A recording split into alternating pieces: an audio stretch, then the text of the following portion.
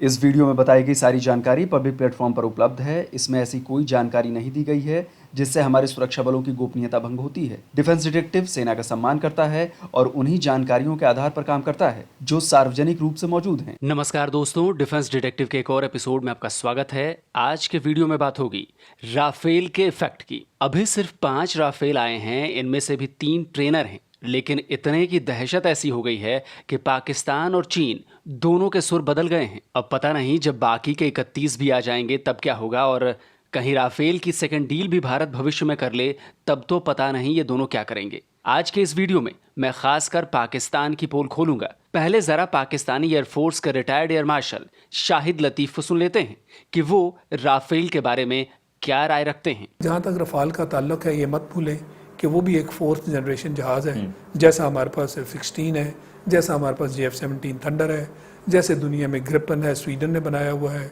जैसे euro fighter है जो कि यूरोपियन मुल्कों में बना है।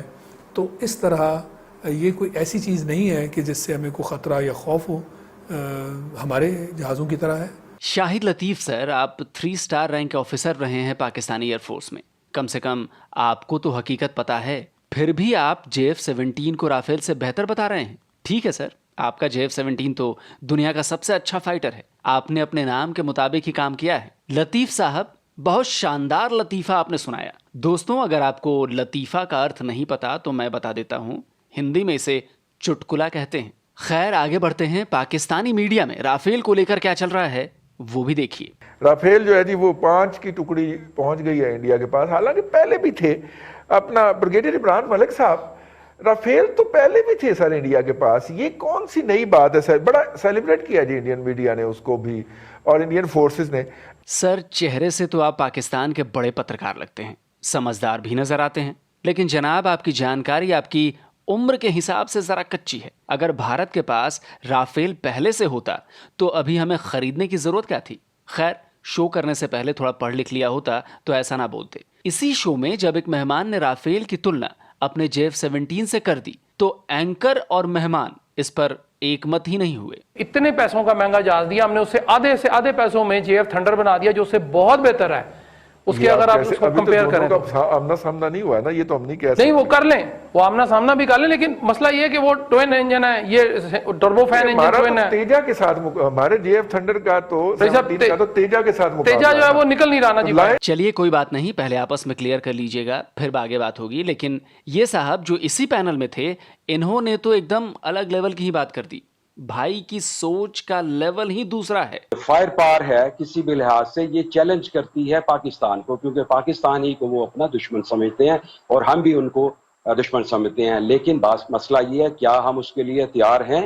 हाँ, वो राफेल ले रहे हैं, लेकिन हम भी अल खालिद टैंक जो है अपने डिविजन्स को दे रहे हैं, अपनी अपनी कैपेसिटी के मुताबिक हम स्ट्रेंथन कर रहे हैं। ठीक है भाईजान, अल खालिद टैंक उड़ाकर आप राफेल से टक्कर ले लीजिएगा। अब आप सब सोच रहे होंगे कि मैंने ये सारी क्लिप्स क्यों दिखाई और इतना मजाकिया अंदाज क्यों रहा, जबकि मुद्दा इतना सीरियस है। मैं आपको इसकी वजह बताता हूँ। दरअसल पाकिस्तान की आवाम को इन जैसे लोगों ने भ्रमजाल में फंसा रखा है।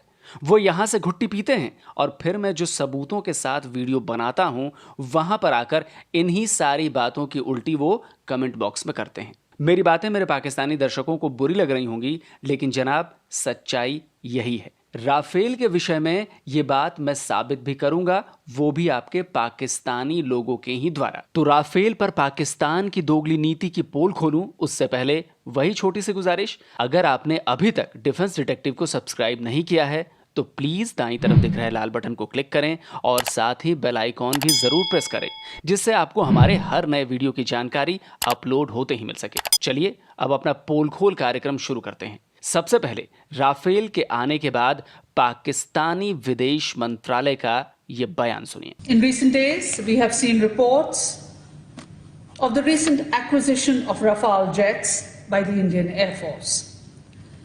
According to some former senior Indian officials and several international publications, these Rafale jets are dual-capable systems that can also be modified as nuclear weapon delivery systems. It is well known that India continues to expand and modernize its nuclear arsenal, both in terms of type and number of delivery systems. According to some credible and reputable international research institutes, India is now the second largest arms importer in the world. तो आयशा फारूकी के इस बयान के बाद मैं retired air marshal Shahid लतीफ़ से पूछना चाहता हूं कि जनाब, अगर राफेल आपके JF-17 के आगे कुछ नहीं है तो फिर आपकी सरकार ने ये रोना क्यों शुरू कर दिया है कि राफेल आने से ताकत का संतुलन बिगड़ रहा है, भारत अपनी न्यूक्लियर क्षमताओं को बढ़ा रहा है। अरे भाई, जब राफेल किसी काम का नहीं तो फिर ये आपके यहाँ अफरा तफरी क्यों मची है? चलिए अब आपको दूसरा सबूत दिखाता हूँ। राफेल ने कैसे पाकिस्तान की नींद हराम कर दी है। द डिप्लोमेट नाम की एक वेबसाइट है, इस पर अम्माद मलिक की एक रिपोर्ट आई कि क्या चीनी JH-7 फाइटर जेट पाकिस्तान की डीप स्ट्राइक कैपेबिलिटी की जरूरत को पूरा कर सकता है। इसमें उन्होंने राफेल का जिक्र किया है और बताया है कि क्यों राफेल के आने के बाद पाकिस्तानी एयरफोर्स भारतीय एयरफोर्स के सामने बेहद कमजोर हो चुकी है। आपको बता दूं कि अम्माद मलिक लाहौर में रहते हैं और वो एक डिफेंस एनालिस्ट हैं। इस आर्टिकल में अम्माद मलिक एक जगह राफेल का जिक्र करते हैं। आर्टिकल इंग्लिश में है, इसलिए इसका हिंदी अनुवाद ही आपको बताता हूं, लेकिन साथ में इंग्लिश में उन्होंने क्या लिखा है वो भी आपको दिखा रहा हूं।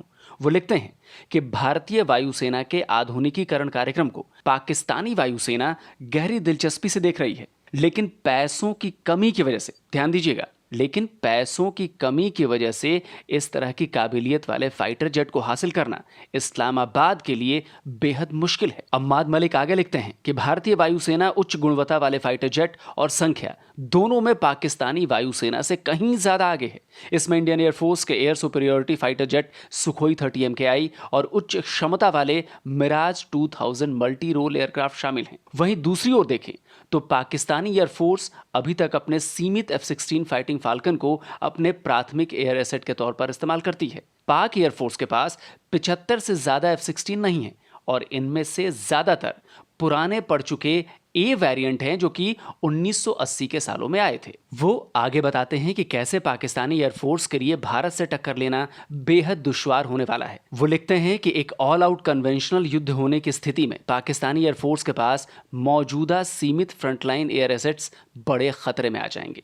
इस्लामाबाद के लिए अधिक चिंता की बात यह है कि भारतीय नौसेना भी बड़े पैमाने पर फाइटर जेट्स को ऑपरेट करती है, जिसे वो युद्ध की स्थिति में कराची के तटीय औद्योगिक केंद्रों को टारगेट करने में कर सकती है। वहीं बहुत छोटी Pakistani navy fighter jets operate नहीं करती है। समुद्री स्ट्राइक ऑपरेशंस के लिए उसे पाकिस्तानी एयरफोर्स पर निर्भर रहना पड़ता है। ये पाकिस्तानी एयरफोर्स के लिए अतिरिक्त मुश्किल है, क्योंकि ऐसे में असुरक्षित पूर्वी सीमा पर उसे भारतीय वायुसेना के साथ साथ दक्षिणी तट पर भारतीय नेवी के फाइटर जेट से भी लड़ना होगा। राफेल क्यों गेम चेंजर होगा? पाकिस्तानी डिफेंस एनालिस्ट अम्माद मलिक इसके लिए मेटेओर मिसाइल का जिक्र करते हैं। वो लिखते हैं कि मेटेओर मिसाइलों और एक बेहद आधुनिक इलेक्ट्रॉनिक वॉरफेयर सूट के साथ नई दिल्ली द्वारा राफेल को खरीदना ये बताता है कि दक्षिण एशिया में शक्ति संतुलन इंडियन एयरफोर्स के पक्ष में झुकने का खतरा है। यानी कुल मिलाकर इस पूरे आर्टिकल का लब्बो लुआब ये है कि राफेल का कोई जवाब पाकिस्तान के पास है ही नहीं। और ये एक पढ़ा लिखा जानकार पाकिस्तानी डिफेंस एनालिस्ट कह रहा है। यहाँ पर अम्माद मलिक ने कहीं भी PL-15 मिसाइल का जिक्र नहीं किया है, जिसकी दुहाई मेरे पाकिस्तानी दर्शक लगातार देते रहते हैं। इसलिए कम से कम पाकिस्तानी दर्शकों से मैं ये कहना चाहूँगा कि आप मेरी नहीं तो कम से कम अपने बंदों की बातों पर तो यकीन करें, जो हकीकत जानते हैं उन पर नहीं, जो आपको गुमराह कर रहे हैं। आगे बढ़ते हैं। पाकिस्तानी अखबार द एक्सप्रेस ट्रिब्यून में इस्लामाबाद के पत्रकार सैयद ज़ैन जाफरी, जो कि करंट अफेयर्स और पॉलिटिक्स पर लगातार लिखते रहते हैं, उन्होंने एक आर्टिकल लिखा। आर्टिकल की हेडिंग थी how will India's Rafale deal impact South Asia, यानी भारत की राफेल डील कैसे साउथ एशिया पर असर डालेगी। इसमें सैयद ज़ैन जाफरी लिखते हैं कि भारत के पास परमाणु हमला करने में सक्षम राफेल का होना दक्षिण एशिया के लिए खतरनाक और चिंताजनक बात है। फ्रांस क्षेत्रीय हथियारों की दौड़ को अपने आधुनिक सैन्य उपकरणों की बिक्री के जरिए बढ़ा देगा, जैसा उसने भारत को राफेल देकर किया है। तो दोस्तों, जाहिर सी बात है, अगर राफेल पाकिस्तान के लिए चिंता का विषय नहीं होता तो ऐसे आर्टिकल नहीं लिखे जाते। जाहिर सी बात है, राफेल का भारतीय वायुसेना में शामिल होने का असल मतलब क्या है इन लोगों को पता है। यूरेशियन टाइम्स एक बेहद जानी मानी वेबसाइट है। इसमें एक आर्टिकल छपा है, 31 जुलाई का ही है। इसकी हेडिंग है Why Pakistan's entire fleet of F-16s, JF-17s is at high risk with the arrival of Rafale jets. यानी राफेल फाइटर जेट के आने के बाद पाकिस्तान की पूरी F-16 और JF-17 की फ्लीट हाई रिस्क में क्यों आ गई है। इसमें लिखा गया है, बेहद घातक मेटेओर बियॉन्ड विजुअल रेंज की एयर टू एयर मिसाइल से लैस 4++ जनरेशन वाले राफेल जेट के आने से अचानक पाकिस्तानी जेट, जिसमें एमरम मिसाइल से लैस F-16 भी शामिल हैं, बड़े खतरे में आ गए हैं।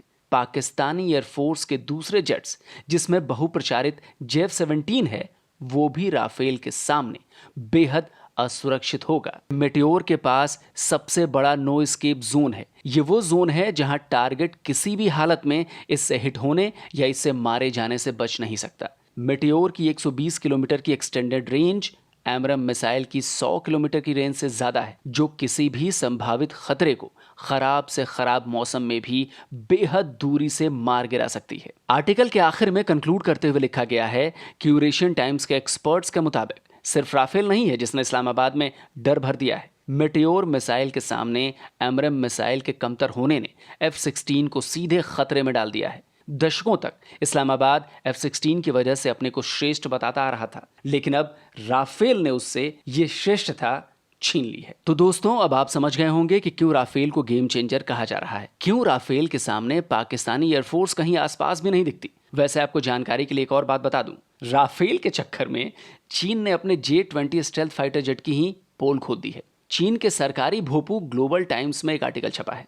किसी चीनी मिलिट्री एक्सपर्ट्स की बातें हैं उसमें। इस आर्टिकल में दावा किया गया है कि J-20 के सामने राफेल कहीं नहीं टिकता, क्योंकि वो 3rd+ जनरेशन का विमान है, और चीन का J-20 उससे कहीं आगे है, क्योंकि वो स्टेल्थ 4th जनरेशन का विमान है।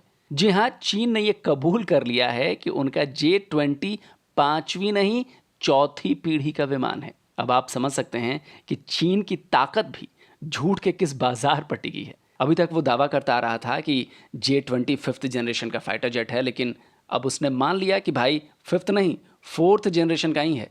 और रही बात राफेल की, तो पूरी दुनिया जानती है कि वो 4++ जनरेशन का विमान है। तो अब आप ही तय कीजिए कि राफेल के सामने चीन और पाकिस्तान के लड़ाकू विमानों की औकात क्या है। दोस्तों, उम्मीद है आपको डिफेंस डिटेक्टिव का ये एपिसोड पसंद आया होगा। ऐसे ही दूसरे वीडियोस के लिए आप दाईं ओर दिख रहे सब्सक्राइब बटन पर जरूर क्लिक करें और साथ ही बेल आइकॉन भी प्रेस करें, जिससे हर नए वीडियो का नोटिफिकेशन आप तक फौरन पहुंच जाए। जल्दी ही हाजिर होता हूं एक और नई वीडियो के साथ। नमस्कार, जय हिंद।